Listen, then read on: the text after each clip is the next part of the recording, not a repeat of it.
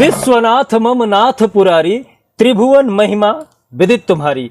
Mean राशि के जो जातक हैं, आपके कुंडली में 7.5 का दूसरा चरण कब प्रारंभ होगा? 7.5 का जो पहला चरण लगा हुआ है आप में, उसका प्रभाव पिछले साल भर से आपको क्या क्या मिल रहा है, उस पे भी चर्चा करूंगा। साथ ही साथ आपके लिए शनि को मजबूत करने के लिए क्या उपाय करना चाहिए वो भी बताऊंगा। तो लास्ट तक आप इस वीडियो को जरूर देखिएगा। जय श्री महाकाल। मैं राहुल तिवारी आप सभी का आपका अपने इस चैनल में हृदय से स्वागत करता हूं। दोस्त, मीन राशि के जो जातक हैं, आपके जो स्वामी हैं वो है गुरु महाराज। सर्वप्रथम मैं आपको बता दूं, पहले आपको यह जानना होगा कि शनि महाराज किन किन राशियों को अच्छा परिणाम देते हैं और किन किन राशियों को गलत परिणाम देते हैं। कौन सी राशि शनि महाराज की कारक है और कौन सी राशि शनि महाराज की मारक है। मारक वाली जो राशियां हैं उसमें आती है मेष राशि, वृश्चिक राशि, मीन राशि, सिंह राशि।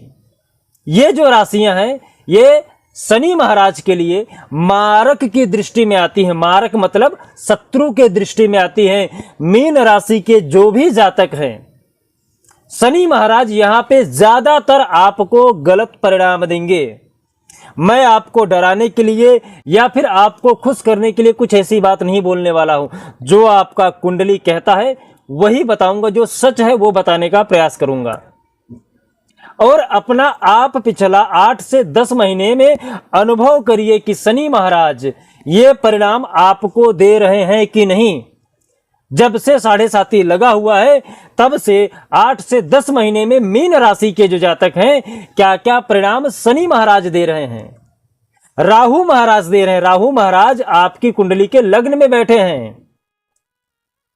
ये जो समय चल रहा है, मैं जहां तक आपको बता दूं, सबसे गलत सिचुएशन आपके लिए इस समय है पिछले 8 से 10 महीने में, क्योंकि आपके कुंडली के लग्न में राहु भी बैठे हैं और आपके जो द्वादश भाव है, जो आपका पहला चरण लगा हुआ है 7.5 का, तो ये दो प्रभाव एक साथ आप झेल रहे हो। तो पिछला 8 से 10 महीना जो है वो आपके लिए कितना ज्यादा परिवर्तन कर रहा है कुंडली में, उस पर बारीकी से चर्चा कर रहा हूं। यदि आप हमारे चैनल पे नए हैं तो कृपया करके आप हमारे चैनल को सब्सक्राइब कर सकते हैं, लाइक कर सकते हैं। यदि कुछ अच्छा लगे तो आप इसे शेयर भी कर सकते हैं। और यदि आपका कुछ पर्सनल क्वेश्चन है, आप जानना चाहते हैं किसी के विषय में, तो भी आप हमसे क्वेश्चन करके मैसेज करके आप हमसे पूछ सकते हैं।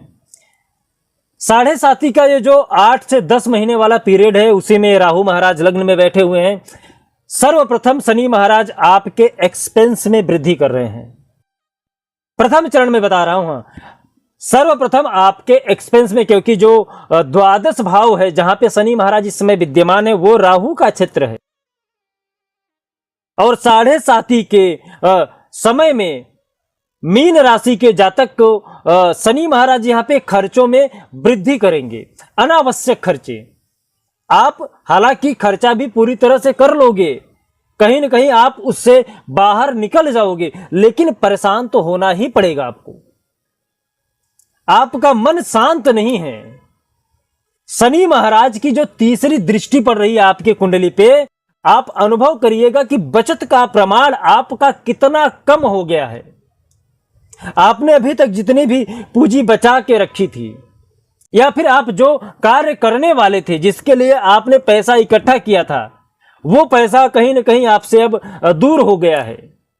पता ही नहीं चला कि वो पैसा कहां चला गया, क्योंकि तीसरी दृष्टि कुंडली के दूसरे भाव पे पड़ रहा है, जो बचत का है। पारिवारिक कलह आपका बढ़ा हुआ है। जो आपके कुटुंब के लोग हैं, छोटी छोटी बातों पे आपसे झगड़ा हो रहा है। वाणी में आपके जैसे शालीनता कम हो गई है। आप किसी से बात कर रहे हो तो उसमें रूखापन ज्यादा है। आप जिससे किसी से बात कर रहे हो तो थोड़ा सा अग्रेशन हो रहा है, चिड़चिड़ापन। जब आदमी के अंदर चिड़चिड़ापन आ जाता है तो अच्छा बोलने वाला व्यक्ति भी गलत तरीके से बोलने लगता है, क्योंकि जो दूसरा भाव है कुंडली का वो आपके वाणी का है। तो यहां पर शनि महाराज आपके बचत को और वाणी को और कुटुंब को तीसरी दृष्टि से आपको परेशान कर रहे हैं, मीन राशि के जातक को। और शनि महाराज को आप यदि प्रसन्न करना चाहते हैं तो मैं आपको उपाय भी लास्ट में बता दूंगा। और एक बात आपको मैं जरूर बताऊंगा, ये सबके ऊपर लागू नहीं होता है। हाँ, जिस किसी के कुंडली में शनि महाराज नीच के हैं उसके लिए ये बात ज्यादातर लागू होती है। अभी शनि महाराज जिस भाग में है वहां से लेना देना नहीं है। आप अपने कुंडली में देखिए कितने लोगों के कई लोग ऐसे होंगे जिसकी कुंडली में शनि मजबूत स्थिति में होंगे, उच्च के होंगे, उनको अच्छा परिणाम दे रहे होंगे। लेकिन जिसके कुंडली में शनि महाराज नीच के होंगे, उस समय जिस समय 7.5 लगता है या फिर अंतरदशा में शनि महाराज आते हैं, तब आपको कुंडली में शनि महाराज गलत परिणाम देते हैं। यदि आपके कुंडली में शनि महाराज उच्च के हैं तो आपको उतना ज्यादा टेंशन लेने की आवश्यकता नहीं है। इसलिए हर किसी की कुंडली अलग होती है। ये मैं जो बात कर रहा हूं ओवरऑल कुंडली कर रहा हूं, ज्यादातर बातें आपसे मैच करेंगी। कुछ ऐसे होंगे जिसके कुंडली में शनि महाराज अच्छे नक्षत्र में होंगे, उच्च के बैठे होंगे, तो उसके साथ ये घटना नहीं घटित होगी। शनि महाराज की जो 7वीं दृष्टि है वो आपके कुंडली के 6ठे भाव पे पड़ रही है। यहां पर शनि महाराज आपके ऋण में कमी करेंगे। हाँ, एक तरीके से यहां पे अच्छा भी हो रहा है। शनि महाराज आपके कर्जों को थोड़ा सा कम कर रहे हैं और यहां पर आपको जो शत्रु है ना, उनसे आपको मुक्त कर रहे हैं, शत्रुओं से मुक्त कर रहे हैं, कर्जे में कमी ला रहे हैं। लेकिन आप परेशान हो, कर्जा दे रहे हो, चुका रहे हो, फिर भी उसी के वजह से, कर्जे की वजह से आप परेशान हो। आपके मन में ये बार बार नया क्वेश्चन आ जाता है कि अब मैं कैसे भी करके इनका जो कर्जा है वो पटा के इनसे मुक्ति पा लूं। आप इस समय मुक्ति पाने के लिए बेचैन हो। कर्ज कम करने की जो आपके दिमाग में बात चल रही है ना, ये आपको और ज्यादा परेशान कर रही है।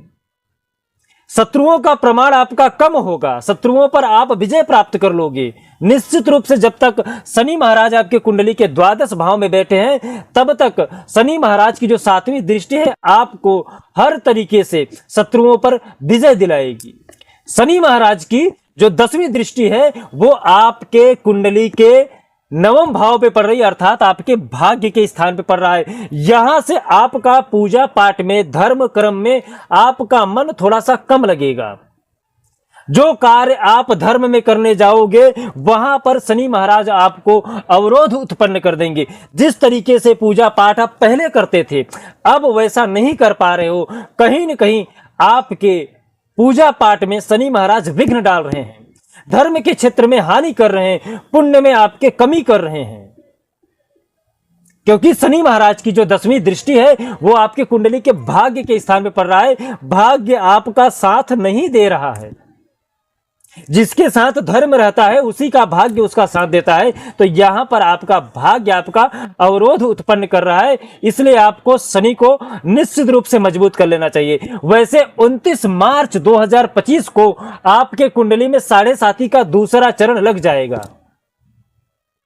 जब आपकी कुंडली में दूसरा चरण लग जाएगा 7.5 का, तब आप देखेंगे कि आपका जो विवाह नहीं हो रहा था ना, विवाह के योग्य आप हो जाएंगे। विवाह में जितने सारे विघ्न थे वो दूर हो जाएंगे। यहां पर शनि महाराज आपके स्वास्थ्य में थोड़ा बहुत आपको मजबूती देंगे।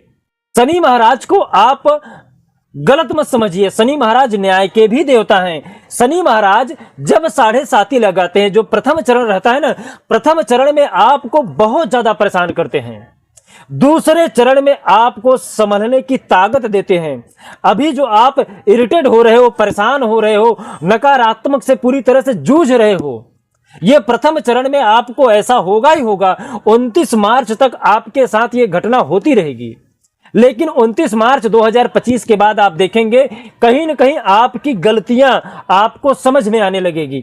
हालांकि आप फिर भी परेशान रहोगे, लेकिन आपको यह समझ आने लगेगा कि मेरी गलती कहां पे हो रही है, कहां पे नहीं हो रही है। अभी आपकी स्थिति ऐसी है कि आपको समझ नहीं आ रहा है कि आप परेशान क्यों हो रहे हो। लेकिन दूसरे चरण में आपको यह समझ आने लगेगा कि मैं किस वजह से परेशान हो रहा था या किस वजह से मैं परेशान हो जाऊंगा। हो सकता है आप उस परेशानी को नहीं रोक पाओ, लेकिन समझने की दृष्टि आपके अंदर आ जाएगी। और जब शनि महाराज का तीसरा चरण लगता है तो आदमी उस परेशानियों से बाहर निकल जाता है, निकलने का प्रयास करता है। तब आपको कहीं न कहीं शनि फल देना प्रारंभ कर देते हैं। यदि मेरी बातें आपको अच्छी लगी हो तो आप जरूर लाइक करिएगा और कमेंट करिएगा। शनि महाराज को शांत करने के लिए क्या उपाय करें? शनि महाराज को शांत करने के लिए आप शनि महाराज को जो बीज मंत्र है ओम प्रांग प्रिंग प्रोंग स शनिश्चराय नमः, साथ ही साथ आप छायादान कर सकते हैं, हनुमान चालीसा का पाठ कर सकते हैं, सुंदर कांड का पाठ कर सकते हैं, बजरंग बली को आप लंगोट भेंट करते रहिए हर शनिवार को। इससे क्या होगा कि आपकी कुंडली में जो शनि है वो मजबूत हो जाएंगे। यदि आपका और भी कोई क्वेश्चन है तो आप हमें कमेंट करके पूछ सकते हैं। जय श्री महाकाल। आपका दिन शुभ हो, मंगल हो, स्वस्थ रहें, मस्त रहें।